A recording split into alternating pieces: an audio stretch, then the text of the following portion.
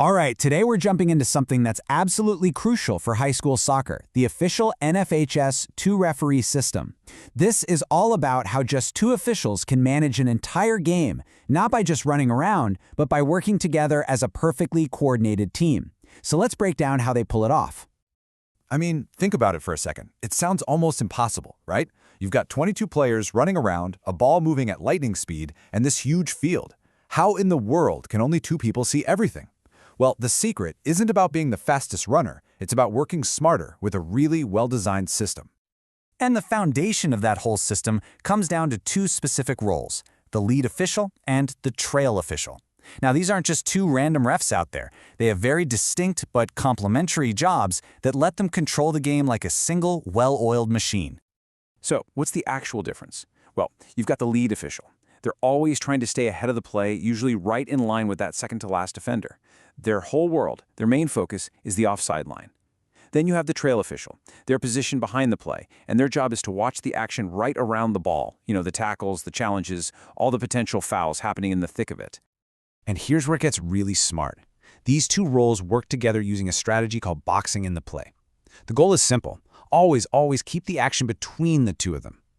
If you could see the field from above, you should be able to draw a diagonal line that connects the lead, the ball, and the trail. This creates this amazing channel of vision that covers way more of the field than you'd think. So how does this actually look during a game? Well, it's anything but static. It's more like a constant dance. The officials are always moving, always adjusting, and always talking to each other to maintain that box and get the best possible angle on whatever is happening. And let me tell you, this system requires a ton of work. This is not a job for someone who just wants to hug the touchline and jog up and down. Nope. Officials have to get 20, even 30 yards onto the field to stay close to the play. This is super important for covering those tricky areas, what we call coffin corners, where the lead's view can get totally blocked. That's when the trail has to push way up to give that second set of eyes. It's all about constant, flexible movement.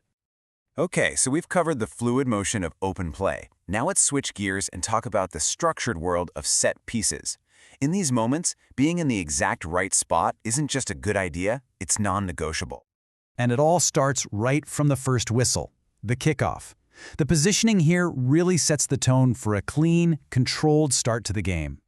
So here's how they set it up. The trail official is planted right on the halfway line. Their job is simple but so important. Watch for any player sneaking into the center circle or crossing that line too early. Meanwhile, the lead is hanging back, about 10 to 20 yards into the defending team's half. This gives them this perfect wide-angle view to make sure everyone is ready before they signal the trail to get things started. All right, next up, the goal kick. This happens all the time in a match, and once again, each official has a very specific zone they need to own. For a goal kick, the trail hangs out near the top of the penalty area. They're responsible for the kick itself, making sure it's taken from the right spot and all that. But the lead, they're way down the field, positioned around the halfway line. They are anticipating where that ball is going to land, and their job is to watch for all the pushing, holding, and jersey pulling that's about to happen when players challenge for that ball in the air. Now, for the corner kick, one of the most chaotic, action-packed moments in the whole game. Here, being in the right place is everything. And this right here is just a fantastic example of teamwork. The lead official gets right on the goal line, right next to the goalpost. Why? Their number one job, their only job really, is to see if that ball completely crosses the line for a goal. That's it. So who's watching the wrestling match in the penalty box? That's the trail. They stand back near the edge of the area, getting that big picture view.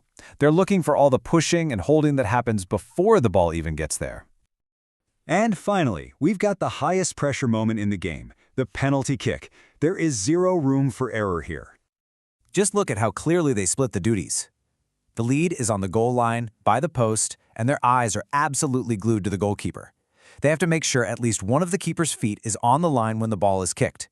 The trail is positioned up at the corner of the penalty area. Their job, watch everyone else. They're looking for encroachment from any player on either team, making sure no one jumps in too soon. So, a big question is, who actually blows the whistle for all these restarts? Well, there's a pretty simple rule of thumb. The trail handles the restarts that are further out, like kickoffs and goal kicks. But when the action gets hot and heavy near the goal, think corner kicks and penalty kicks, the lead takes the whistle. Knowing who's in charge of that restart is just a fundamental piece of making the system work. So as you've probably noticed through all these examples, from the flow of the game to every single set piece, there's one theme that just keeps coming up. This whole system isn't about two individuals doing their own thing. It is through and through about a true partnership. And you know, the single most powerful tool in that whole partnership? It's just eye contact. Seriously, all the perfect positioning in the world doesn't mean a thing without constant communication. A quick glance across the field, a subtle nod, these are the nonverbal cues that let partners know they're on the same page and are ready to manage the game together.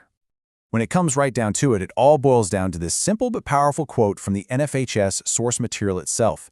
The DUEL system isn't just a diagram of where to stand. It's a whole philosophy, one that's built on trust, communication, and sharing the responsibility.